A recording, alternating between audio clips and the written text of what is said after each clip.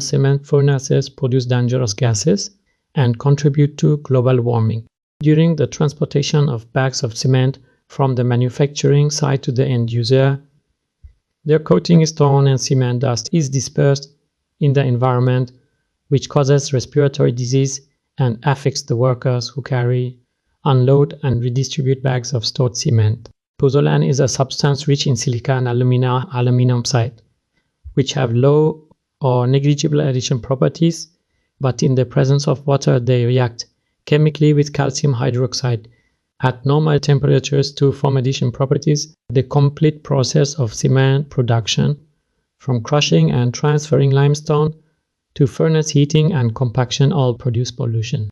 It is also pulverized to produce broken sand, which is a cheaper alternative to river sand. Water is the main material, and drinking water is usually the most suitable for the production of cement-concrete mixtures.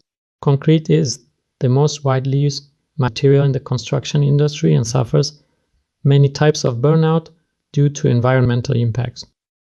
A large amount of waste material is generated from the surroundings environment, environmentals and industries every day.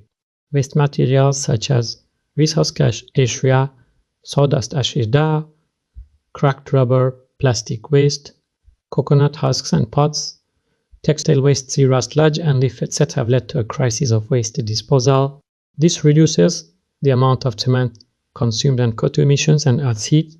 In this paper, we discuss the use of waste material as a concrete mix, which offers better durability and durability than existing concrete, and not only solves environmental and ecological issues, but also significantly improves the microstructural properties and durability of concrete.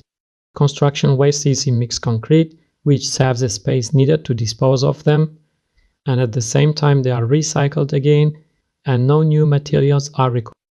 This article explains 3 different types of resources as agricultural resources, industries, and biological waste by implementing nanotechnology.